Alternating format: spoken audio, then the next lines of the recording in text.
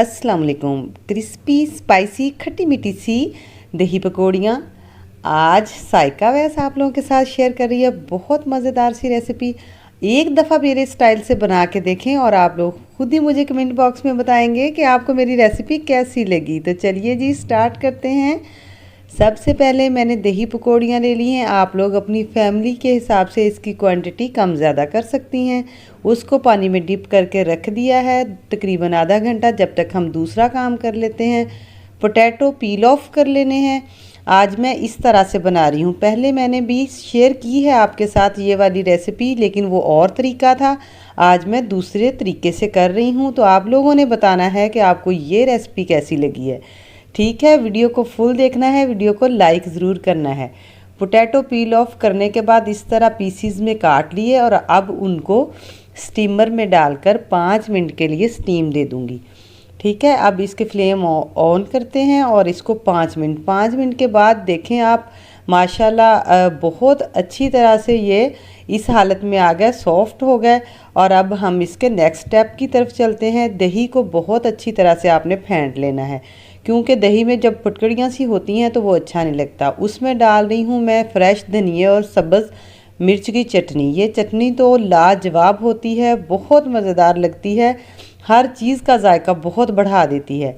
तो इसको मैं दही में डालकर अच्छे से फेंट कर साइड पे रखती हूँ। एक और बाउल लेते हैं, उसमें दही पकौड़ियाँ सॉफ्ट हो गई हैं, फूल गई हैं, वो डाल देते हैं। पोटैटो जो हमने थोड़े बड़े पीसीज में स्टीम किए थे, अब उनको छोटे पीसीज में काट कर जितने हम खाना चाहते हैं वो बारीक बारीक काट लिए। और साथ में एक अदद मैंने खीरा लिया है, वो भी बारीक बारीक पीसीज में काट लिया है। खीरा दही पकौड़ियों में बहुत मज़ेदार लगता है, आप इसको ज़रूर डाला करें, सेहत के लिए भी अच्छा होता है। साथ में मैंने सब्ज़ मिर्चें बारीक कटी हुई और टमाटर डाल दिए। जो प्याज हैं वो इस तरह लच्छेदार इसलिए काट कर डाल रही हूँ कि मेरे बच्चों को पसंद नहीं है, वो निकाल देते हैं, मुझे बहुत पसंद है, तो फिर मैं तो ज़रूर खाती हूँ। अब दही में हस्बे ज़ायका थोड़ा सा नमक ऐड कर लिया।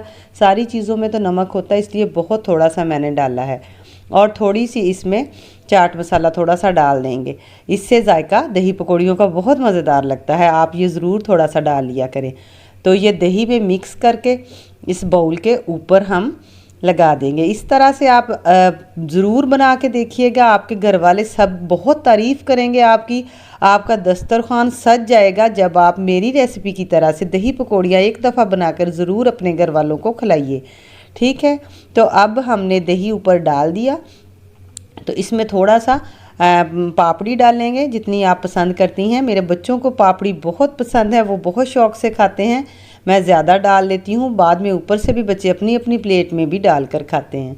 तो अब और थोड़ा सा चाट मसाला, इसको थोड़ा सा तीखापन और मज़ेदार बनाने के लिए थोड़ा सा चाट मसाला और ऊपर डाल दूँगी।